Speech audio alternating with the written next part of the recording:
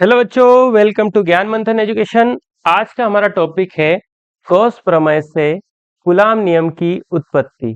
ठीक है, तो चलिए शुरुआत करते हैं हमारे वीडियो की। सबसे पहले इसमें मैं कुछ चीजें मान लेता हूं। देखिए, काफी इंपॉर्टेंट टॉपिक है, कई बार एग्जाम में पूछा है और अभी जो हमारी सीरीज चल रही है उसमें सारे हम इंपॉर्टेंट टॉपिक ही सॉल्व कर रहे हैं। तो अब मैं कुछ चीजें इसमें मान लेता हूँ। मैं मानता हूँ मेरे पास गॉसियन सरफेस है, कोई गॉसियन सतह है एस। ये जो आपको गोला देख रहा है इसको मैंने मान लिया एस। इस पर एक कोई पॉइंट है ओ और इससे आर दूरी पर एक बिंदु है स्थित पी। कितनी दूरी पर? आर दूरी पर एक बिंदु पी स्थित है। ठीक है, अब इससे गुजरने वाला विद्युत फ्लक्स मुझे निकालना है। तो कोई भी गॉसियन सरफेस है, गॉसियन सतह होती है, उससे हमेशा कैसे निकलता है विद्युत फ्लक्स? बाहर की ओर, सतह से लंबवत, ऐसे बाहर की ओर। तो यहाँ पर अगर पॉइंट मानो, इससे भी कैसा लिख रहेगा? लंबवत बाहर की ओर, इस तरीके से। तो इसको मैं नाम देता हूँ कोस थीटा। इनके बीच का जो एंगल बनेगा कितना बनेगा? 0 डिग्री का बनेगा, क्योंकि ये से तीव्रता जाएगी आपकी और उसी साइड आपका फ्लक्स भी निकल रहा है, तो इनके बीच में एंगल क्या बन रहा है? 0 डिग्री का बन रहा है। ठीक है, तो अब यहाँ मान लेते हैं हम कि बंद पृष्ठ एस से, बंद पृष्ठ एस से निकलने वाला विद्युत फ्लक्स, निकलने वाला या गुजरने वाला विद्युत फ्लक्स, विद्युत फ्लक्स। तो विद्युत फ्लक्स का फॉर्मूला क्या पढ़ा था हमने? हमने पढ़ा था phi E is equal to E S cos theta. ठीक है, अब यहाँ पर थीटा का मान कितना हो जाएगा? 0। मैंने बताया ना आपको, तो इसलिए क्या लिखेंगे आप? थीटा बराबर 0 और कोस 0 का मान कितना होता है? 1 होता है। ठीक है, तो phi E is equal to E S cos 0 और कोस 0 का मान 1 और 1 से मल्टीप्लाई करेंगे तो क्या बच जाएगा आपके पास? फाई ई बराबर ई एस, है ना? क्योंकि 1 से मल्टीप्लाई करेंगे तो कोस तो हट जाएगा, ई एस ही बचेगा। और एस क्या है आपका? गोले गोलीय संपूर्ण पृष्ठ का क्षेत्रफल क्या होता है? गोले का संपूर्ण पृष्ठ का क्षेत्रफल, संपूर्ण पृष्ठ का क्षेत्रफल कितना होता है? तो होता है 4 पाई r²। ठीक है, तो एस की जगह आप क्या पुट कर देंगे? एस की जगह आप पुट कर देंगे 4 पाई r²। ये बन गया आपका समीकरण number 1।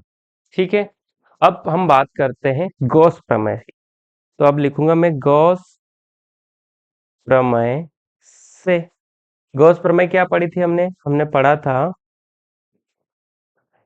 Phi E is equal to होता है क्यू अपॉन एप्सिलॉन नॉट के। ठीक है, क्यू अपॉन एप्सिलॉन नॉट के। इसको नाम देता हूं मैं समीकरण नंबर 2।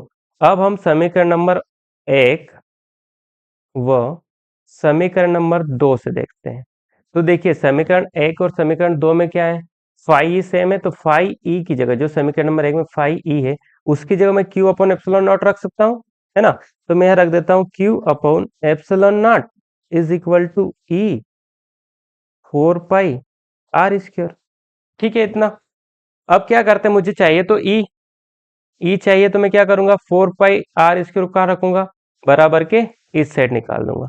तो क्या हो जाएगा यहाँ पे? ई को मैं पहले लिख देता हूँ, ठीक है? तो हो जाएगा ई बराबर Q upon epsilon not into 4 pi r²। अब मैं 4 पाई को एप्सिलॉन नॉट के साथ रखकर r² को अलग रख देता हूँ। तो कैसे लिख सकते हैं? ऐसे लिख सकते हैं ई बराबर Q upon 4 pi epsilon not और r²। ठीक है, इतना।